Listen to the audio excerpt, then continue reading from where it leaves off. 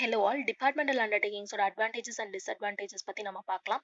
கவர்மெண்ட்டோட கண்ட்ரோல் இருக்கிறதுனால டிபார்ட்மெண்டல் அண்டர்டேக்கிங்ஸை நம்ம எல்லா ஏரியாலையும் வந்து தொடங்க முடியும். For example post office. Departmental undertakings வந்து லெஜிஸ்லேச்சர்ஸ்க்கு வந்து ரொம்ப ரெஸ்பான்சிபிளாக இருக்கு. எக்கனாமிக் ஆக்டிவிட்டீஸ் எல்லாத்துக்கும் டிபார்ட்மெண்டல் அண்டர்டேக்கிங்ஸ் வந்து ப்ரமோட் பண்ணுறதுனால கவர்மெண்ட்டுக்கு ரெவென்யூ வந்து கிடைச்சிக்கிட்டே இருக்கு.